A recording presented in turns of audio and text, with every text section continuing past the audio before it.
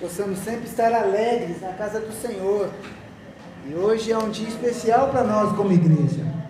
E estamos completando mais um ano de vida e é um grande privilégio para nós, irmãos, termos uma igreja onde podemos congregar, nos reunir, aprender, sorrir, chorar.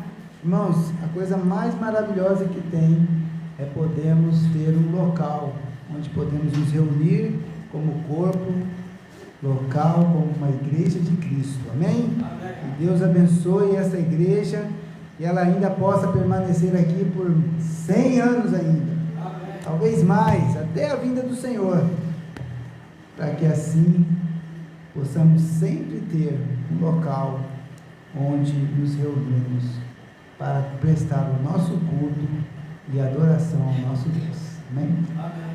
Nós vamos abrir nossas Bíblias no Evangelho de Mateus, capítulo 9, versículo 14.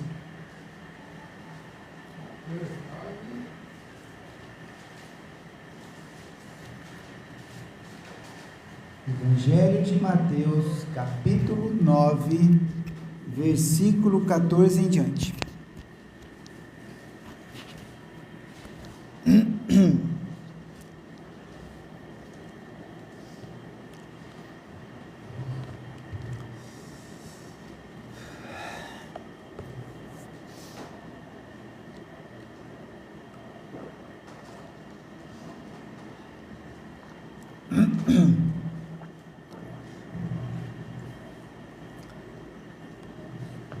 Mateus capítulo 9, a partir do verso 14 ao verso 17. Então vieram a ele os discípulos de João, dizendo: Por que jejuamos nós e os fariseus muitas vezes, e os teus discípulos não jejuam?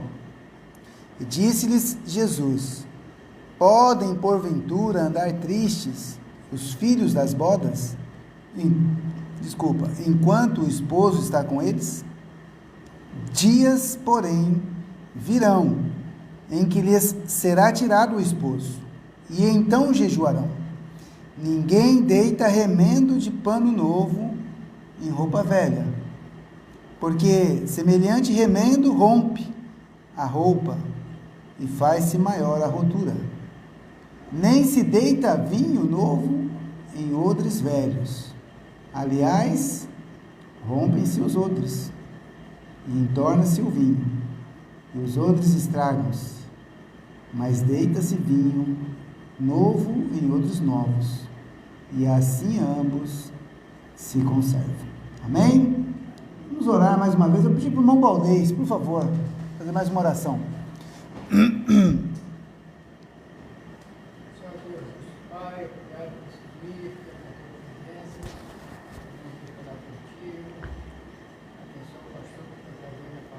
Amém. Nós possamos aprender cada dia mais e mais de Ti. Senhor Deus, Pai, abençoa os irmãos que estão vivos, que vieram, diz para se abençoando, grandemente abençoando. Tomada a sua mão, agora que você, devemos nós suplicar no nome de Jesus. Amém. Obrigado.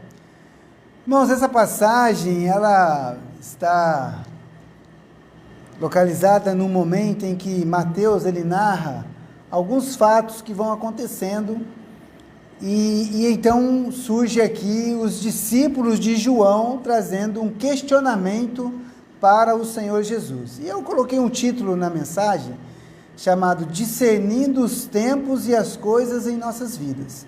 É interessante perceber que os discípulos de João questionam a Jesus, justamente na passagem um pouco que antecede uma festa, um banquete que foi feito por um homem chamado Mateus, o publicano, que depois se tornou o apóstolo. Tá? Então, Jesus havia se reunido ali com os seus discípulos na casa de Mateus e ele tinha dado um grande banquete. E logo depois vem aqui então os discípulos de João e questionam a Jesus falando: poxa, mas por que que nós jejuamos, os fariseus também jejuam muito, e os seus discípulos não jejuam? E é importante a gente entender que Jesus, quando responde aos discípulos de João, ele não chama a atenção deles, tá? Mas ele esclarece, né, de uma forma simples, através de 3 comparações, aí, 3 fatos que ele narra, tá? Havia muito forte naquela época, irmãos, a prática religiosa, né? A gente tem alguns grupos que aparecem nas Escrituras, que eles eram muito religiosos, né? Os fariseus, os saduceus, que era uma outra seita também dentro do judaísmo. Também havia, né, os discípulos de João, havia também os zelotes. Então havia alguns grupos religiosos, como nos dias de hoje, e eles tinham práticas religiosas, né, e dentre elas o jejum, como nos dias de hoje, né, irmãos? Algumas igrejas têm o hábito de fazer jejum, de forma, com a igreja realmente. Alguns vão no monte orar, né? Aqui tem um morro aqui atrás aqui da igreja, e vou falar a verdade, se você subir aqui a estradinha aqui, você vai encontrar vários locais que o pessoal se reúne ali para fazer orações. Então são práticas religiosas. Mas os discípulos aqui de João questionam Jesus a respeito, né, do jejum. Por quê? Porque eles jejuavam. Havia uma prática do jejum, né? Inclusive na oração do fariseu, ele dizia, né, jejuo 3 vezes na semana e dou meus dízimos de tudo quanto possuo. Não era isso que ele falava? Lá na oração dele? Então havia essa prática, e os discípulos de João também tinham a prática de fazer o jejum, e questionam a respeito disso. Mas veja, irmãos, Jesus, ele vai utilizar, né, da bodas, né, de casamento. Então o verso 15 diz assim, ó: e disse-lhe Jesus: podem porventura andar tristes os filhos das bodas, enquanto o esposo está com eles? Dias, porém, virão em que lhes será tirado o esposo, e então jejuarão. Então Jesus, ele compara aquele momento em que ele estava com os discípulos com um momento de uma festa, em que estava ali festejando o casamento, uma boda, tá? Então havia um costume judaico, né, onde os amigos do noivo se reuniam junto com o noivo para poder festejar bodas, o casamento, tá? Então não era ainda o momento de jejuar, irmãos. Mas Jesus diz, ó, vai chegar um momento em que o noivo vai ser tirado, e aí eles vão jejuar. E realmente, quando nós estudamos ali no livro de Atos, né, vários momentos de oração ali, quando os apóstolos estavam presos, quando Pedro estava preso, entendeu? Então, você tem várias vezes Paulo falando para os irmãos estar orando uns pelos outros. Então, haveria um momento em que haveria períodos de oração. Mas aqui, irmãos, era um momento em que eles estavam com Jesus. Não era o momento de você estar jejuando. E olha, irmãos, nós vivemos um momento como igreja que a gente não tem que ficar se preocupando com a perseguição, porque ainda não chegou. Qual é a nossa principal preocupação nos dias de hoje como igreja, irmãos? Evangelizar, pregar o evangelho às pessoas, tá? Esse é o principal coisa que a gente tem que fazer, entendeu?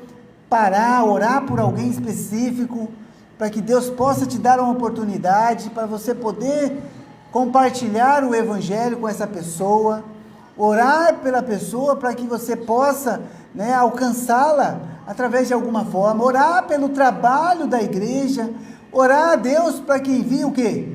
Obreiros para a sua seara, tá? Então, esse não é o momento de ficar fazendo planejamento, como que eu vou me manter, como que eu vou me sustentar, para onde que eu vou fugir. e ficar aí, será que agora é o momento que vai ser a perseguição? Será que agora vai aparecer o anticristo? Não, este é um momento em que nós, como igreja, irmãos, estamos vivendo na graça, e devemos pregar o evangelho e ser testemunhas do Senhor Jesus. Então nós temos que discernir esse período, e aqui Jesus fala para eles, olha, por enquanto eles não estão jejuando, mas vai chegar o momento em que eles irão jejuar, tá? Bem, mas os discípulos de João, eles estavam com dúvida a respeito disso, né? E também, se você pegar no próprio capítulo 4, versículo 12, né? Vamos voltar um pouquinho aqui, Mateus capítulo 4, versículo 12,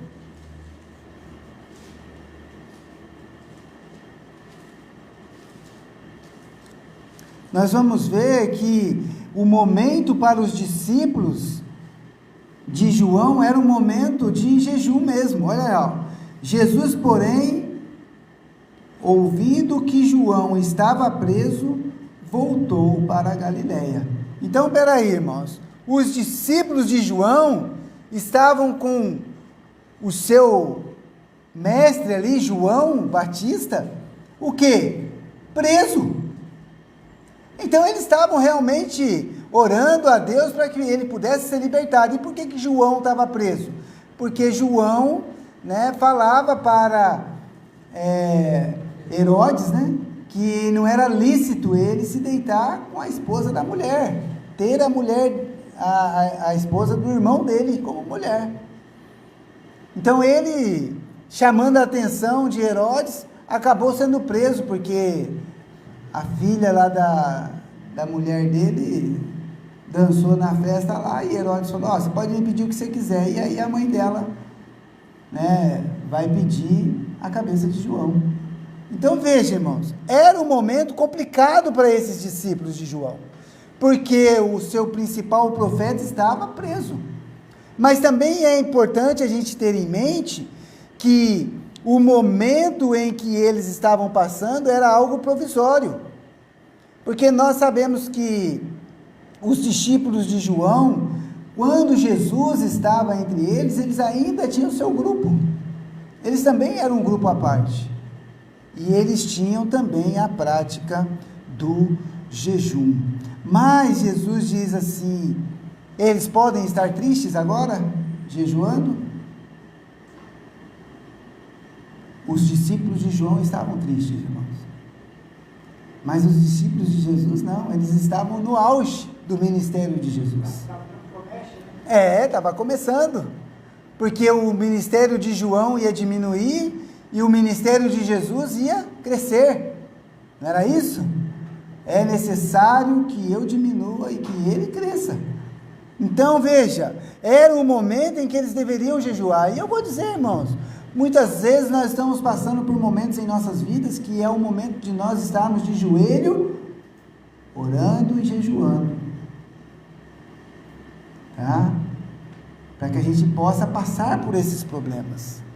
Mas os discípulos de Jesus não, eles estavam no momento de alegria.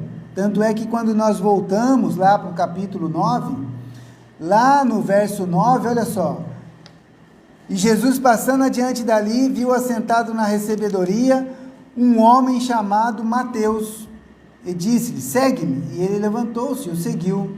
E aconteceu que, estando ele em casa, sentado à mesa, chegaram muitos publicanos e pecadores, e sentaram-se juntamente com Jesus e seus discípulos. E os fariseus, vendo isso, disseram aos seus discípulos, por que come o vosso mestre com os publicanos e pecadores? Jesus, porém, ouvindo, disse-lhe, não necessitam de médicos sãos, mas sim os doentes. Ide, porém, e aprendei o que significa, misericórdia quero e não sacrifício. Porque eu não vim a chamar os justos, mas os pecadores ao arrependimento. Jesus estava nesse momento aqui, irmãos, junto com Mateus e os publicanos ali, os seus discípulos, festejando um momento de alegria, porque Mateus havia se convertido e havia então seguido a Jesus, e ele era um publicano. Então Jesus estava no auge do seu ministério. Mas Jesus propõe um segundo exemplo, né? Verso 16: ninguém deita remendo de pano novo em roupa velha, porque semelhante remendo rompe a roupa e faz-se maior a ruptura. Irmãos, essa comparação que Jesus usa aqui, ela é muito interessante, né?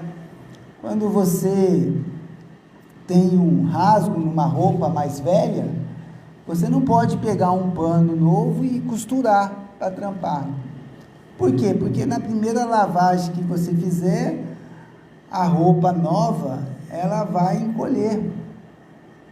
E aí ela vai acabar rasgando mais ainda a roupa. Interessante isso. Ou seja, você deve trabalhar roupas novas com panos novos, roupa velha com panos velhos. E o que Jesus está querendo dizer? Que o que era velho, irmãos, tem que ser separado do que é novo. A Bíblia diz, irmãos, que quando nós cremos no Senhor Jesus, nós passamos por um novo nascimento. E o apóstolo Paulo diz que nós nascemos uma nova criatura e que as coisas velhas devem ser passadas. E eis que tudo tem que se fazer novo. Então, peraí, irmãos. Quando nós cremos no Senhor Jesus, nós nos tornamos uma nova criatura, um novo ser. Então, tem coisas que não servem mais. Nós temos que conseguir separar essas duas coisas. Como se fosse o pano novo e o pano velho. Não pode estar junto. O problema é que muitas vezes, irmãos, nós estamos nessa nova criatura fazendo coisas do velho homem. E aí cria-se uma ruptura na nossa vida. Dificuldades. Nós acabamos de acompanhar o irmão Manuel aí, uma situação complicada. Não pode misturar, irmãos. Ou eu sou um novo ser, uma nova criatura, ou eu sou um velho ser ainda. Não dá para andar junto. Não encaixa. Um dos dois rompe, irmãos. A luz não combina com as trevas, o velho homem não combina com o novo homem que nós somos. Nós não temos lugar para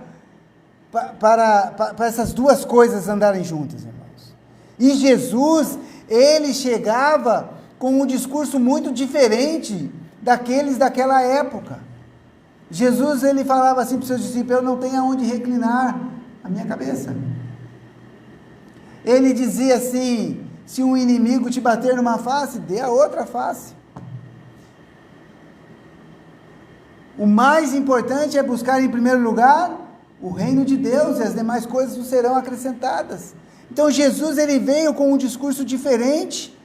Não adiantava aquela religiosidade simplesmente de fazer o jejum e dar o seu dízimo e ir na igreja. Não, tinha que ser além. É uma transformação que tem que acontecer na vida da gente de forma completa, tá? Então é necessário não separar as coisas, né? E Jesus estava no meio de um povo religioso, né? Você tinha ali os saduceus, você tinha os fariseus, você tinha ali os publicanos, pessoas religiosas, mas que não mudava por dentro. Jesus, ele propõe algo novo. Em Cristo, todas as coisas são novas. Não é interessante isso? Vamos ver um texto que está lá em 2 Coríntios, capítulo 5, verso 17. Segunda carta aos Coríntios, capítulo 5, versículo 17. O apóstolo Paulo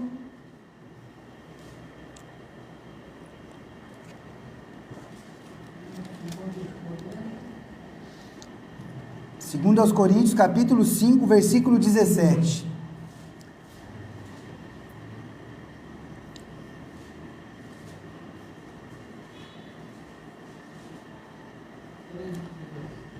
Assim que se alguém está em Cristo, nova criatura é. As coisas velhas já passaram, eis que tudo se fez novo. Amém? Se alguém está em Cristo, é uma nova criatura. As coisas velhas passaram, e eis que tudo se faz novo. Havia uma dificuldade para os fariseus, para os judeus, para os publicanos, para os da nossa época, irmãos, de se renunciar os seus caminhos tradicionais, para receber aquilo que era novo, Cristo, Jesus, as boas novas, até os dias de hoje. Existe uma grande dificuldade de deixar a religiosidade para seguir a Cristo. Até mesmo os cristãos da primeira época ali, havia um grupo de judaizantes. Vocês lembram dos judaizantes? As igrejas foram se espalhando, os judeus foram se convertendo, os gentios também, mas chegou um momento em que um grupo dos judeus, eles falaram assim, não basta apenas crer, mas você também tem que guardar a lei, tem que se circuncidar, tem que guardar o sábado, tem que apresentar seu sacrifício no templo. Eles tinham dificuldades. Se nós formos agora para Gálatas, um pouquinho, próxima carta aí, Coríntios, Gálatas. A próxima carta, Gálatas capítulo 1, verso 6. Olha o que Paulo diz para a igreja, dos irmãos que estavam na Galácia. Maravilho-me de que de tão depressa passasseis daquele que vos chamou à graça de Cristo para outro evangelho, o qual não é outro, mas há alguns que vos inquietam e querem transtornar o evangelho de Cristo. Mas, ainda que nós mesmos, ou um anjo do céu, vos anuncie outro evangelho, além do que já vos tenho anunciado, seja anátema, seja maldito. Irmãos, você tem que se desprender das coisas desse mundo, irmãos, da sua tradição. Muitos de nós fomos criados em igrejas diferentes, que ensinavam doutrinas diferentes. Alguns católicos, outros espíritas, outros de igrejas neopentecostais, pentecostais. Mas, irmãos, quando nós encontramos a verdade, devemos deixar isso, porque não serve, outro não serve, irmãos. A gente tem que ter uma disposição, mesmo nos dias de hoje, para deixar as coisas velhas, os velhos caminhos, os caminhos ímpios, nos recusarmos a nos entregar para essas coisas. Devemos ir na contramão, tá? É muito importante que nós possamos desvencilhar das coisas do velho homem. Para o cristão, irmãos, não servem certas coisas, tá?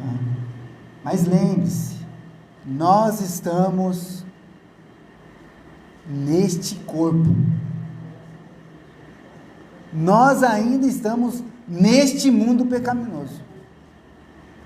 E eu vou dizer, irmão, se você tentar ser certinho em tudo, você fica louco, porque a gente está no meio de uma sociedade corrompida, e nós também somos corrompidos muitas vezes. Pensa bem, quantas vezes nós falhamos? Então a gente tem que ser cuidadoso, tá? Temos que ser muito cuidadosos. O Senhor, Ele está nos advertindo.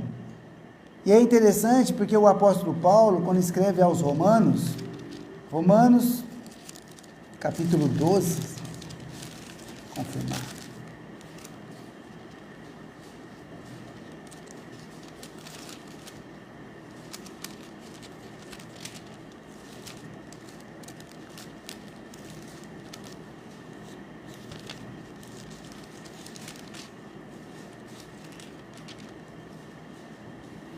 O apóstolo Paulo, ele roga aos irmãos: rogo-vos, pois, irmãos, capítulo 12, verso 1, pela compaixão de Deus, que apresenteis os vossos corpos em sacrifício vivo, santo e agradável a Deus, que é o vosso culto racional, e não sede conformados com este mundo, mas sede transformados pela renovação do vosso entendimento, para que experimenteis qual seja a boa, agradável e perfeita vontade de Deus. O apóstolo Paulo, ele roga aos irmãos para que eles possam o quê?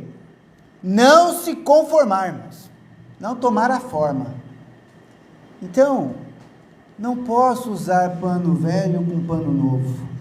Não posso usar odre novos com vinho velho, ou vinho novo com odres velhos. Eu não posso misturar as coisas.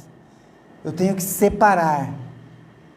E de fato, irmãos, o que Deus tem preparado para nós são coisas indescritíveis. O apóstolo Paulo, quando ele escreve na primeira carta aos Coríntios, 1 Coríntios é o próximo, né? Está em Romanos, Coríntios. 1 Coríntios, capítulo 2, verso 9.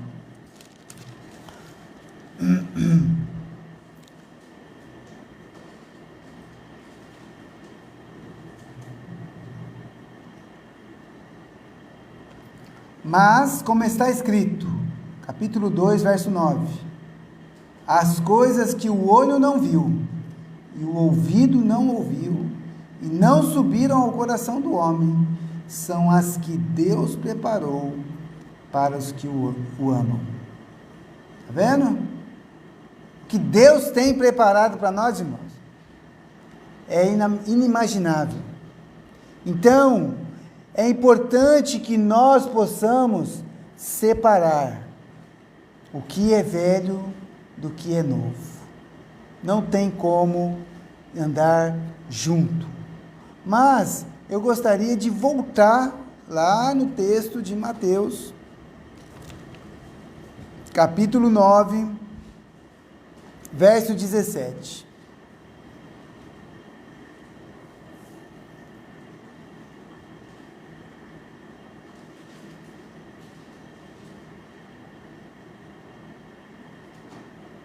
Jesus reforça a ideia que ele está passando. Primeiro ele falou que quando você está na festa com o noivo, né, não é momento de chorar, mas é momento de se alegrar. Depois ele diz que não se coloca pano novo em roupa velha. E agora no verso 17 ele diz: nem se deita vinho novo em odres velhos. Aliás, rompem-se os odres, e entorna-se o vinho, e os odres estragam-se. Mas deita-se vinho novo em odres novos, e assim ambos se conservam. É interessante, irmãos, porque quando Jesus usa essa comparação do odre e do vinho, é interessante porque um conserva o outro. O odre velho, ele não consegue conservar o vinho novo. Por quê? Porque o vinho, né, a uva, quando você está preparando, o que acontece com ela? Ela fermenta e ela se expande. Então, se você colocar ela num odre velho, ele já está esticado no limite dele. Ele já foi usado. E aí o que acontece? Entorna. Ele não suporta. Irmãos, as coisas deste mundo são insuportáveis para nós. É insuportável. Pensa bem. Eu sou um novo homem. uma nova criatura, uma nova mente.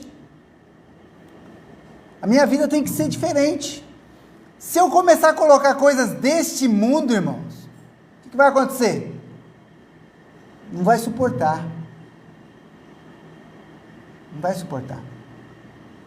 Então, você precisa renovar a sua mente através da palavra de Deus. Tá? Esse odre, ele não suporta. Tem que ser um odre novo com um vinho novo, para que ambos se conservem. Como é que eu posso conservar a minha vida, irmãos? Através da palavra de Deus. Precisamos estar atentos, porque também não adianta achar que nós vamos ser uma igreja igual à igreja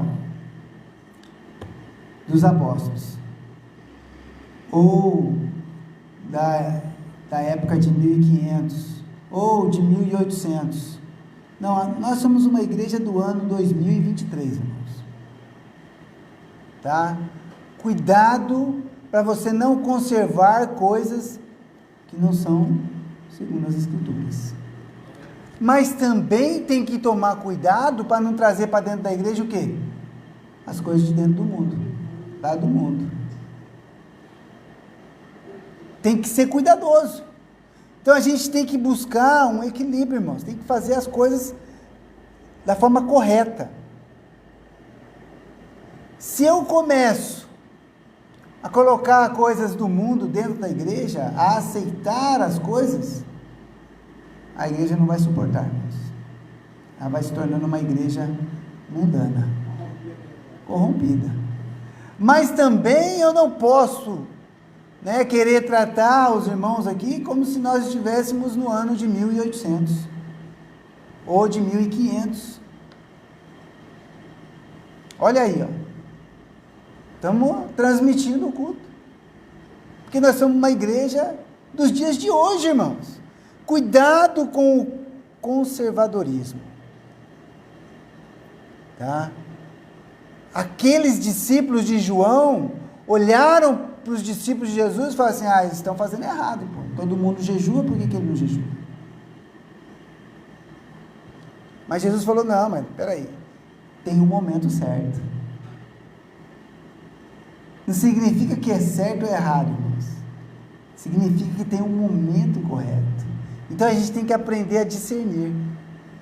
E eu vou dizer, irmãos, nós estamos vivendo uma época em que nós devemos ser cuidadosos, para que a gente não deixe as coisas deste mundo entrar dentro da igreja. Não deixe as coisas deste mundo entrar dentro de nossos lares. A gente tem que ser cuidadoso. E Jesus vai dizer assim, não coloque o que é novo com o que é velho. Não coloque o que é velho com o que é novo. A gente tem que ter a coisa certa. Alguns, infelizmente, irmãos, têm permitido entrar coisas novas dentro das igrejas.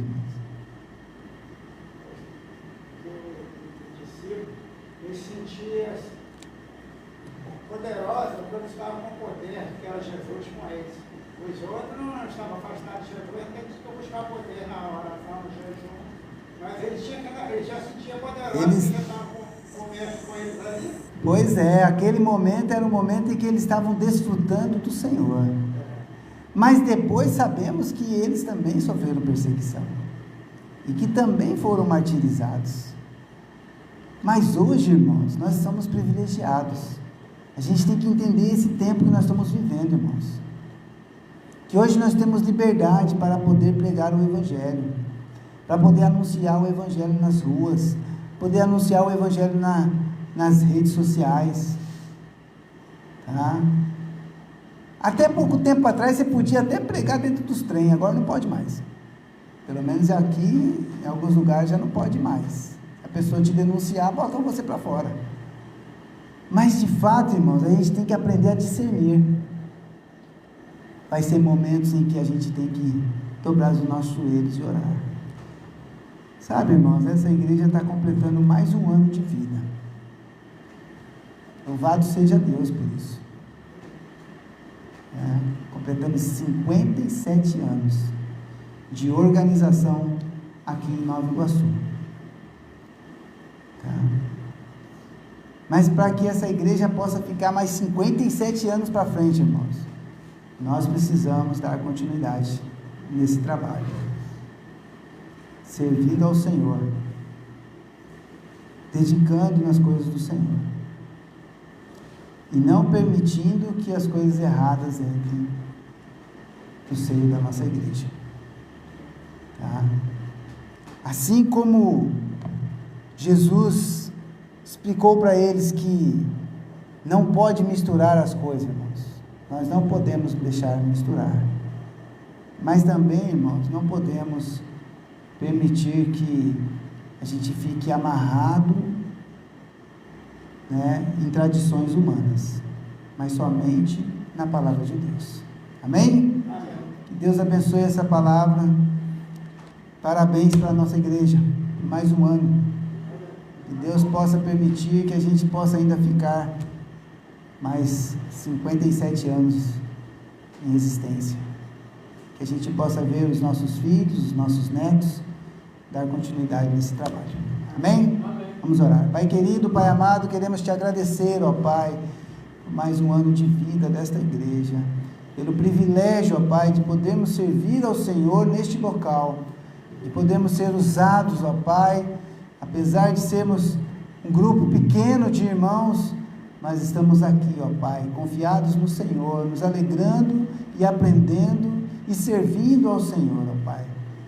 Pai querido, nos dê um coração sábio, para que possamos ter a nossa mente transformada pela Tua Palavra, pelo Teu Espírito, ó Pai, e que possamos experimentar a boa, agradável e perfeita vontade do Senhor, e que de forma nenhuma, ó Pai, coisas que não fazem parte da Tua igreja possam se adentrar neste local, mas que possamos permanecer firmes, fiéis, constantes na Tua obra, Pai. Muito obrigado pelos Teus servos aqui reunidos, ó Pai. Muito obrigado por este dia que nós nos alegramos na Tua presença, ó Pai. Te peço que o Senhor nos leve, ó Pai, em paz, ó Pai, para os nossos lares. Nos dê uma semana debaixo da Tua graça, ó Pai. É o que nós pedimos e Te agradecemos, em nome de Jesus. Amém. Irmãos, com uma oração silenciosa, estamos encerrados. Deus abençoe.